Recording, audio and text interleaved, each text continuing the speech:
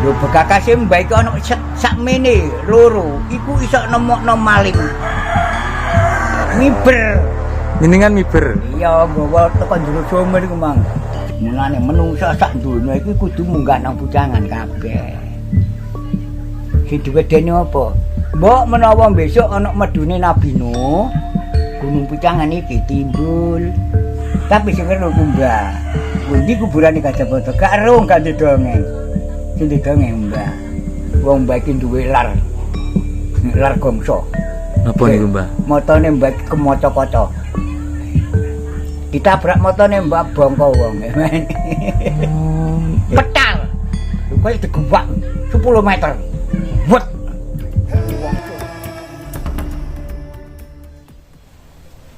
Cuma Mbah iku mau unggul. Kok iki ana kok wis menangi ngene-ngene iki wae. Kekurangan kaset sampai kencan kaset ya Mbah yo. Mbah iku wis tau dirangkul Menteri Amerika ngono kok. Menteri Sarahab Jakarta. Ya gara-gara ngetokno Gunung Kelut iku. Gak percaya lah ngono dae. Barang iku lho sing sampean gembel meneh. Ya.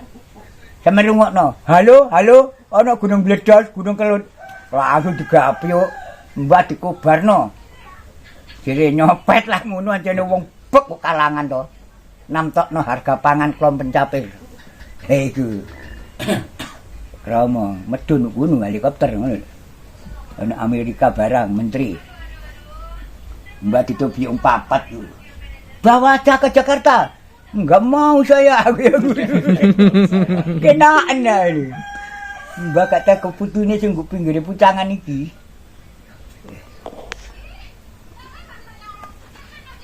Uga Mbah wajib buka pucangan iki mang. Mulane menungsa sak donya iki kudu munggah nang pucangan kabeh. Sing diwedeni apa? Mbok menawa besok ana medune Nabi Nuh, gunung pucangan iki timbul. Nabi Nuh ku medun ku nggawa banyu ngono lho. Rata kaya segara neh. Sing timbul pucangan. Mergo pucangan iki poke penanggungan. Aja tanggung-tanggung kudu pen munggah nang pucangan, pucak-pucuk-pucuke grono yo. Pucuk ilat. Nggih. Sing di sejarah pucangan mau bathok kok sing iso ndongeng jero kunci lho gak petus. Nyatet buku tok, Mbak. Iya. Kirang sepuh, Mbah. Kirang sepuh menawi, Mbah. Terus kadang niku ngopine kirang ado. Mojokerto, Jombang, Singosari to. Tarik ku pojokan Singosari. Iku mah. Lore Marmoyo iki lho sing Majapahit. Lah ilange Majapahit sing kari ngenduk kene iki Melagi. Jaya Negara. Tapi sampean gurung ngero pusate. Ana boto sak dulang-dulang miring ya nduk kono. Boto tok. Macule kan mok lemah kok boto tok sak cagak-cagak iki. Dereng kuwandel kandung. daerah Melagi niku. Iki carek mbak ini lho. Gubuk dhuwur jenenge. Ana gubuk dhuwur. Gawe embung wae ya. Gawe embung ubeku. Rahasia. Kalung sakmene.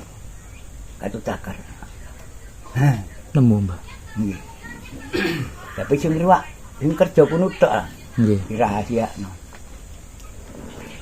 Dunia tok kene iki. Lan mbek kene iki digelabar janur kuning gak oleh masuk. Napa, Mbah? Sing sampeyan ajak-ajak Mang, iku digelabar janur kuning. Wong Majapahit. Saya lagi leboni. Jenenge nanas alase. Yo kaya nanas ngono. Alas Melagi iki donya tok kok. Depiro kabeh mbae. Ana sing sesepuh tapi njero alas Gunung Jago. Gunung Jago gubuk duku. Buka iki Mas. Di kono YouTube Pasran Regaman iku mau. Wah, Mbak Jenek. Mboten saged dianu. Mboten saged direncanakaken lek kalih Mbah Jo. Kapan, Mbak? Kira-kira, Mbak? Oh, lha apa ngono. Kersane Mbah Pun pun dijaluk wong iki balik nang tatanan zaman biyen. nggih. Gancak ana sing ngetukno kon ku sapa? Dina nafsu lamu lahir iku sapa? Pira? banjak ana ketonmu. Aja gak dibanjaki. Goipe menungso kuwi sing lair bareng dina.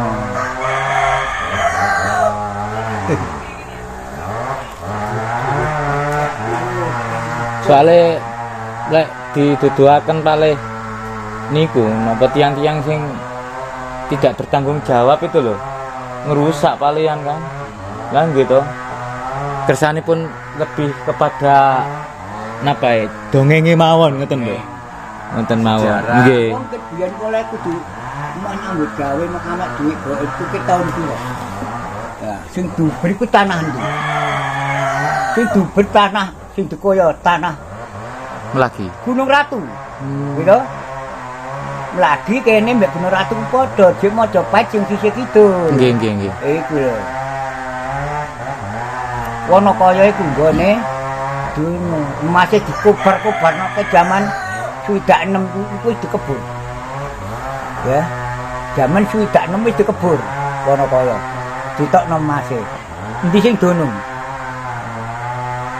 sak detik sret ilang jane dunya tok ini ditutupi gaib Mbak ya iya mergo disalahgunakan iku wae Mbak apa yang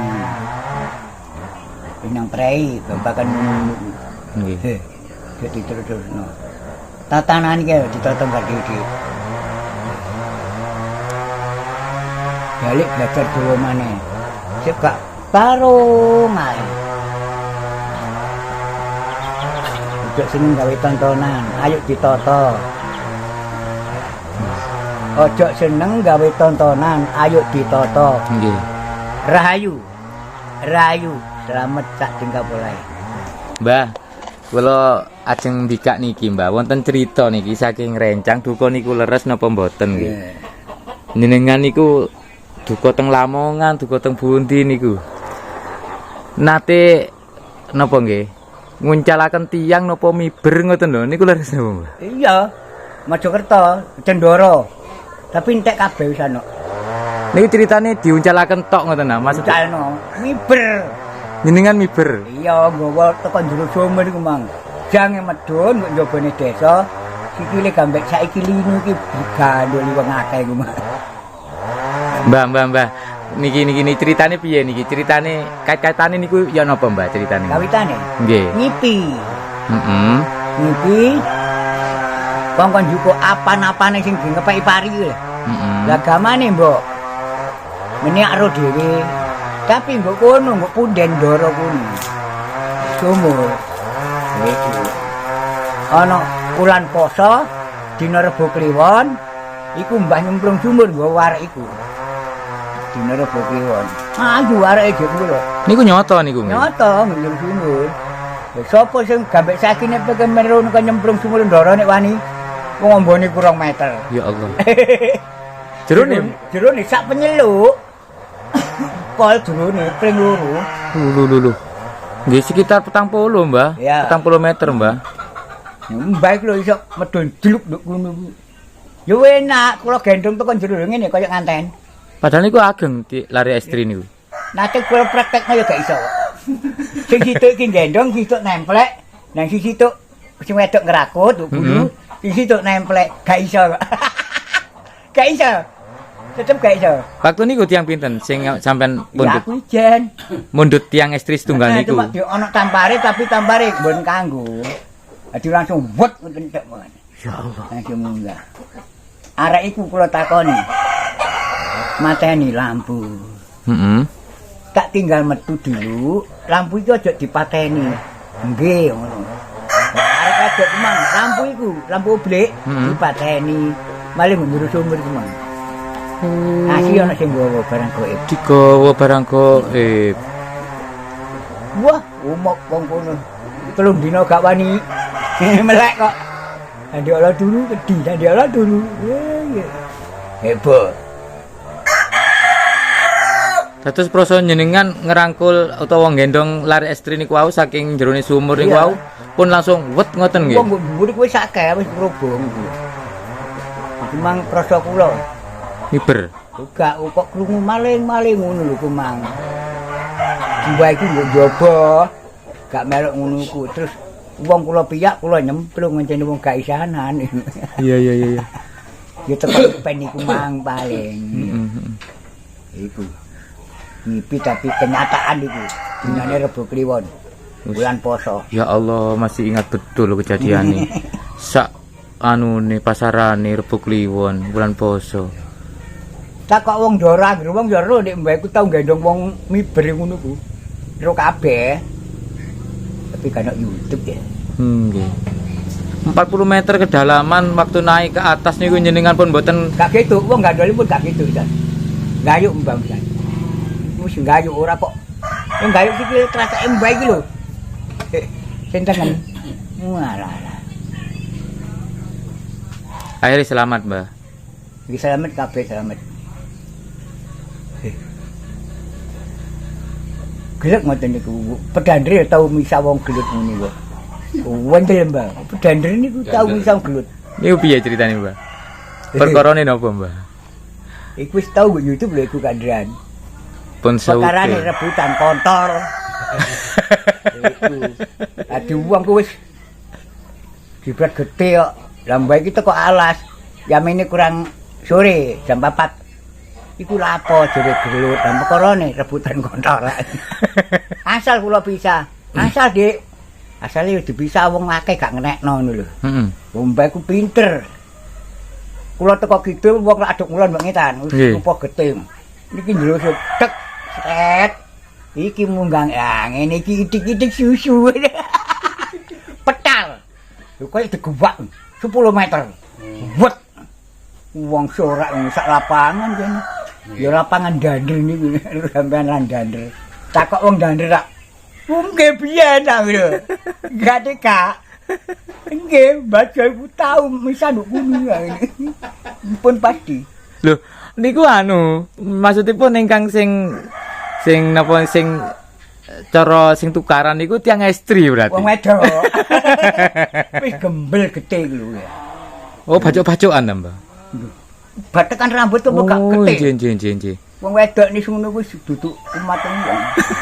Gak ngenekno wis kempel wong bisa piye. Nggih. Sing bisa wong teko alas rumah padha butoe ngene. Gremet-gremet tangane moro-moro langsung buyar. Sing tengen sing nggodak sing kiwa, sing kiwa nggodak sing tengen. Iki yo penuduh. Tapi ngoten niku mosok Mbah, moro-moro langsung misam mboten-mboten donga-dungane tapi piye, Mbah? Enggak, Adik. Wis nyonine ndugi awake jenengan ki ambek nggih berarti nggih. Kuat mbak iki. Mbak iki nek gak ono tandinge. Wong mbak iki duwe lar gongso. Napa niku, Mbah? Motone mbak iki kemoco-koco. Ditabrak motone mbak bongko wong. Namine lar gongso, teracak iki waja. Sungune kencana ya. Ora kena disenggol mbak. Kadek pikir gak tepak, kadek ngeplak ngono. Ya mancep gak iso wal. Heeh.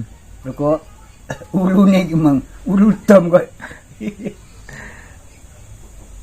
Mbak, gak kena ditiru mbak iku. 1001. Cuma mbah mau ngubar. Masih kuburane kacamata. Iya ta. Masih lamongan lo gak ero. Tapi sing ero ku mbah. Ya dah. Arep perbakalan ngundi kuburane kacamata. Gak ero gak didongeng. Sing didongeng mbah. Kuburane kacamata ku mestine sak kula nembong. Ya. Lho Gunung Ratu sak kula nembong, tengah alas Gunung Modo. Niku dongeng tapi nyoto. Nyoto. Soal sing duwe amalan ku mbah. Sing didongeng bapak. Ya, berarti turun. Dulure mbak iki 10 tak takoni kan sing ero kok.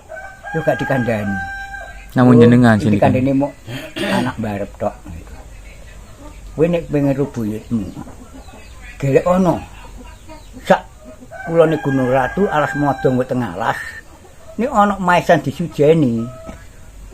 Dipageri kayu ungkul-ungkul mubeng. Ya iku buyutmu. bareng ana Gus Dur, hutan milik rakyat buyar digotongi. Pagere digotongi wong karek nggawa. Nggih, nggih. Ya iku. Entek, karek watune tok jemunu. Nggone iku watu tok. Mesti iki rupa watu sak kepel-kepel. Nggih. Kang, benjing-benjing terakan kula mriku nggih. Monggo. Kula tak nyuwun WA njenengan nggih. Gunung Buci. Jadi sekaligus pembuktian di lapangan apa yang diceritakan ataupun disampaikan Mbah Jo ini Wong-wong kondomban wis ternyata ada gitu. Dereng, Mbah. tapi diresiki. Nggih, dresiki tok ngoten mawon. Tegale wong lho. Nggih, ten tegale tiyang niku. Nggih. Notorien berarti jenengan nggih mriku nggih. Orang hebat jenengan iki. Nek trimo ruruan ae kliru. Menang dongeng. Nggih, leres Mbah.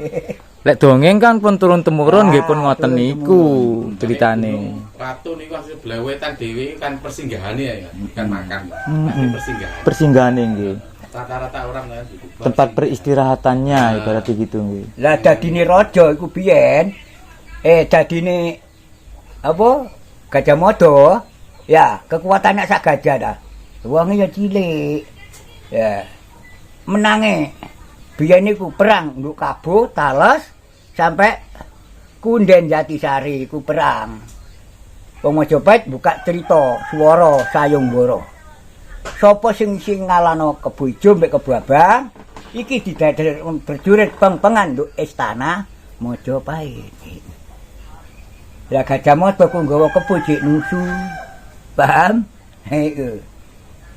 Lah kebo loro yo kalang dicokot kontole. Iku menang. Iku. Ku ceritane. Sing cerita ku wong kuno yo an. Mbah karek nirokno. Nggih. Wong tuwek-tuwek sing cerita. Nggih. Kabo iku dijenengno kabeh sak donya nek kabupaten. Nggih. Tuntunan teko Kabo Lengkir iku. Jombang Kabo iku. Pusat peradaban. Iku. Kabo ku lak ada lampu ya. Tutupi lampu lho. Adem. Lah besok ini serjane jaman ya balik asal maneh. Nggih, Mbak. Kepatian iku. Ya mbuh kok gak balik rene maneh. Sing di dhuwit iki. Balik rene ya. Data ceritane niku napa Gajah Mada niku cerdik. Ibaratnya kaya dongenge Kancil niku Mbah nggih. Ah, iku.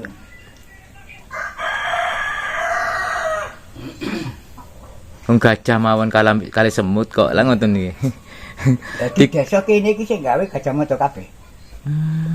Sampai ora-ora Mbongulon, Citra, ya. Sampai Wonokaya, iku sing gawe mbokne Gajah Mada, sing ngetokno Gajah Mada, sing ngetokno mbokne iki.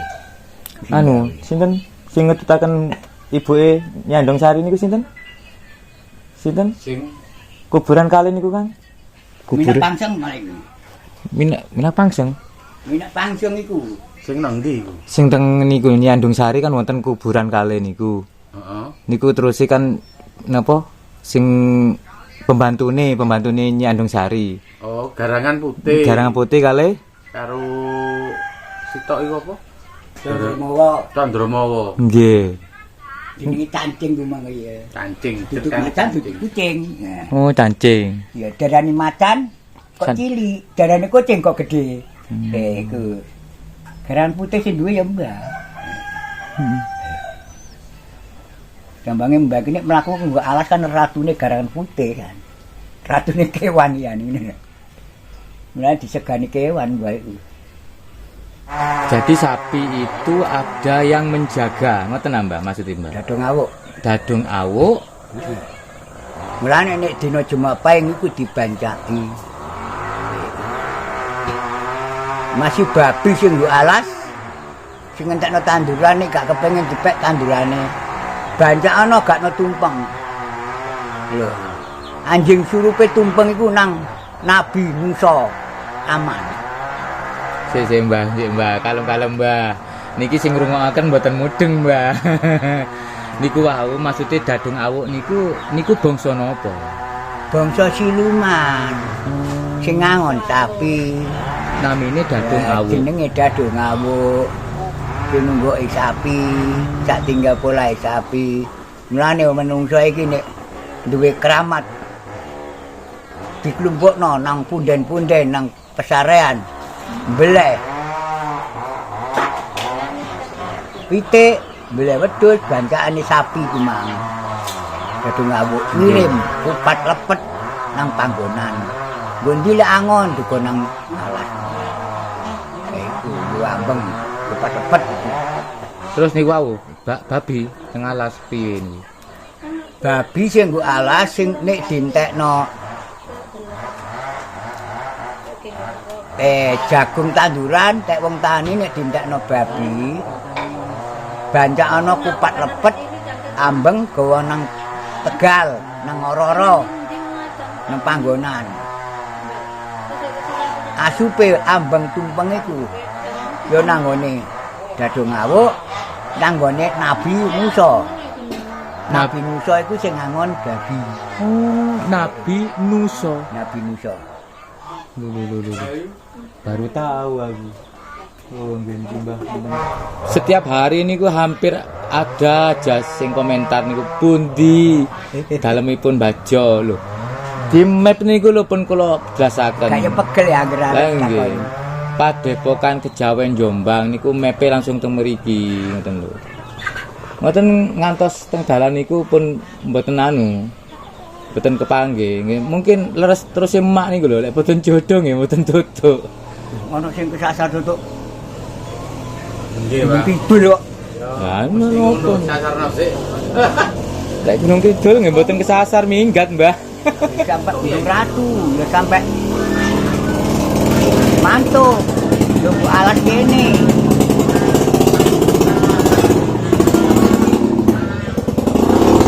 Mbah niku wau cara gaman niku wau diteraken mriki, Mbah.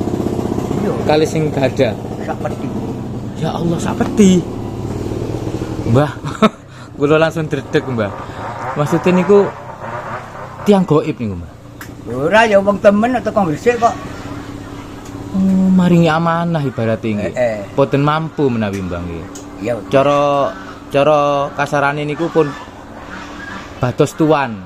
Kembali ke tuan. Bekakase isi miliaran berani. Akeh sing didoli wong nepiyah ngono. Wis utawa sak pirang mil ya iki. Hilang. Hilange ya wong Lamongan sing ilangno. Mbak ikhlas. Nggih, Pak. Ikhlas kok. Asline jenengan cuma gedalan tok to, Pak. Tasik winginane pun ditakokno kalau wong daerah. Daerah kabut takok. Bekakase mbak ndi kabeh. Aja katik takok musno ilang kabeh. Intine dadi dhuwit kabeh kok. Iku. Cuma mbak yo gak dodol. Gawon. Lho bekakase mbak iki ana sakmene loro. Iku iso nemokno maling. Nolong lenga kletik iku 30 ton. Perak. Jelas niku. Tak jaluk balik ya gak balik. Tapi tetep balik. Masih wis ditawan ya pun balik, tapi kirangan nggone kok. Nggih. Asline mboten cocok asline ngoten kan balik ki ambak to. Iya. Ten asale ten alam. Biyen sing nggawa ya wong wangkit niku, jagal wangkit niku. Sing ngangon niku kok. Ilange di pancal mbek anake mbak iku ya niku. Langsung dile diilangno iku mang. Iki tepo Pak Mbah ono YouTube di Pasrano iki mau tepo Pak iki.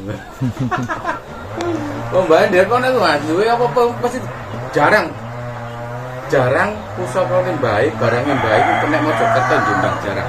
Rata-rata orang Lamongan. Iya. Oh, Rata-rata orang Lamongan. jadi kebanyakan Nggak itu tahu filosofinya apa, saya juga nggak tahu.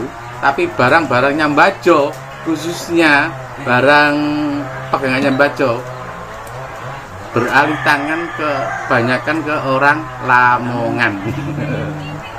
Niku nggih. rata-rata. Tapi sebetulnya panjenengan mboten pilih-pilih, Mbak nggih. Mboten sakjane nggih. Lalu napa kok teng Lamongan mawon? Kok kebanyakan teng Lamongan? Mbok menawa wong Lamongan ku nitik turun teko Lamongan. Ngoten Mbak nggih. iki dik turun Lamongan. Lamongan. Ya. Dik yeke mbakku nduk desa Sungaran. Ya iku. Lah Pak Dera binang rene iki Lamongan pojok kiduletan. Iku Tarmijan jenenge bapak Tek Eling wong Sungaran. Iku. Duwe putu Bajo. Kriti Ranggon. Paham Bu. Tapi anu Mbah, napa tiyang sepahipun panjenengan niku asline nggih mboten ngapunten nggih, mboten kiai, mboten dukun, mboten anu, tiyang biasa napa piye? Mboten tasik panglima Pak Karno. Bapak niku. Tasik muridé Pak Karno.